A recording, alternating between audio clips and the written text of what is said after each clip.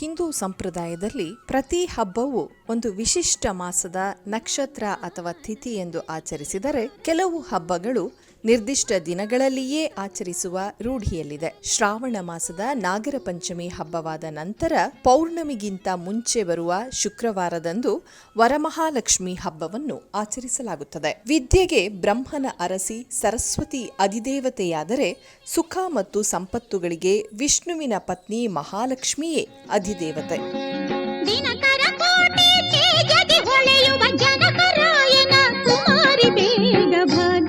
ಯಾರಿಗೆ ಲಕ್ಷ್ಮಿ ಚೆನ್ನಾಗಿ ಒಲಿದಿರುತ್ತಾಳೋ ಅಂತಹವರ ಬಾಳು ಹಸನಾಗುತ್ತದೆ ಎಂಬ ನಂಬಿಕೆ ಇರುವುದರಿಂದ ಇಂದಿನ ದಿನಗಳಲ್ಲಿ ಬಹುತೇಕರು ಸರಸ್ವತಿಗಿಂತ ಲಕ್ಷ್ಮಿಯನ್ನು ಒಲಿಸಿಕೊಳ್ಳಲೇ ಬಯಸುತ್ತಿರುವುದು ಆಶ್ಚರ್ಯವಾದರೂ ನಂಬಲೇಬೇಕಾದ ಸತ್ಯವಾಗಿದೆ. ಹಾಗಾಗಿ ಈ ಕಲಿಯುಗದಲ್ಲಿ ಯಾವುದೇ ಜಾತಿಗಳ ತಾರತಮ್ಯವಿಲ್ಲದೆ ಪೂಜಿಸುವ ಏಕೈಕ ದೇವತೆ ಲಕ್ಷ್ಮಿ ಎಂದರೆ ಅತಿಶಯೋಕ್ತಿಯೇನಲ್ಲ.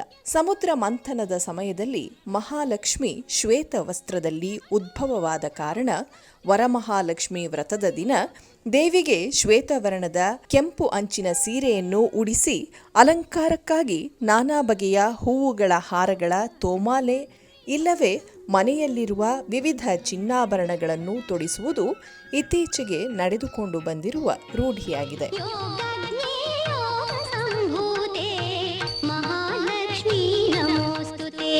ಪೂಜೆ ಆರಂಭಿಸುವ ಮುನ್ನ ಬೆಳ್ಳಿಯ ಇಲ್ಲವೇ ಹಿತ್ತಾಳೆಯ ನಂದಾದೀಪವನ್ನು ಹಚ್ಚಿಟ್ಟು ಮೊದಲು ಘಂಟಾನಾದವನ್ನು ಮಾಡಿ ಅವರವರ ಸಂಪ್ರದಾಯದಂತೆ ಅವರ ಮನೆದೇವರನ್ನು ನೆನೆದು ವಿಘ್ನ ವಿನಾಶಕ ವಿನಾಯಕನಿಗೆ ಮೊದಲ ಪೂಜೆಯನ್ನು ಮಾಡಿ ನಂತರ ಮಹಾಲಕ್ಷ್ಮಿಯನ್ನು ಧ್ಯಾನಿಸಿ ಆವಾಹನೆ ಮಾಡಿ ಆನಂತರ ಅರ್ಘ್ಯಪಾದ್ಯಾದಿಗಳನ್ನು ನಂತರ ಲಕ್ಷ್ಮೀದೇವಿಯ ಚಿಕ್ಕ ವಿಗ್ರಹಕ್ಕೆ ಹಾಲು, ಮೊಸರು, ತುಪ್ಪ, ಜೇನುತುಪ್ಪ, ಸಕ್ಕರೆ ಹೀಗೆ ಪಂಚಾಮೃತ ಅಭಿಷೇಕವನ್ನು ಮಾಡಬೇಕು.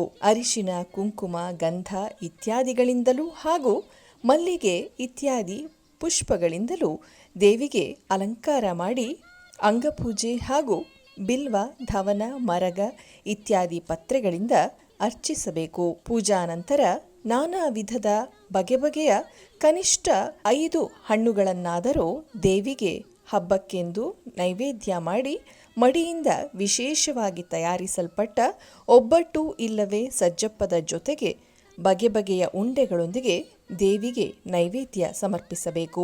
ಎಲ್ಲರ ಸಮ್ಮುಖದಲ್ಲಿ ದೇವರಿಗೆ ತುಪ್ಪದ ಬತ್ತಿಯಲ್ಲಿ ಮಹಾಮಂಗಳಾರತಿಯನ್ನು ಮಾಡಿ ದೇವಿಯ ಗೀತೆಯನ್ನು ಹಾಡುವುದರ ಮುಖೇನ ಮಂತ್ರಪುಷ್ಪಾದಿಗಳಿಂದ ದೇವಿಯನ್ನು ಆರಾಧಿಸಬೇಕು. ಸುಮಾರು 2 ಗೇಣಿನುದ್ದದ 12 ಎಳೆಯ ಹಸಿ ದಾರವನ್ನು ತೆಗೆದುಕೊಂಡು ಅದನ್ನು ನೀರಿನಲ್ಲಿ ಅದ್ದಿ ಅರಿಶಿನ ಹಚ್ಚಿ ಸೇವಂತಿಗೆ ಹೂವಿನೊಂದಿಗೆ 12 ಗಂಟುಗಳನ್ನು ಹಾಕಿ ಲಕ್ಷ್ಮೀದೇವಿಯ ಬಲಭಾಗದಲ್ಲಿ ಇರಿಸಿ ಪೂಜೆ ಮಾಡಬೇಕು. ಲಕ್ಷ್ಮೀದೇವಿಯ ವ್ರತದ ಕಥೆಯನ್ನು ಓದಿದ ನಂತರ ಮನೆಯಲ್ಲಿನ ಎಲ್ಲ ಹೆಣ್ಣು ಮಕ್ಕಳು ಮುತ್ತೈದೆಯರಾದಿಯಾಗಿ ಹಿರಿಯರೆಲ್ಲರೂ ತಮ್ಮ ಬಲಗೈಗೆ ದಾರವನ್ನು ಕಟ್ಟಿಕೊಳ್ಳುವುದು ಪ್ರತೀತಿ.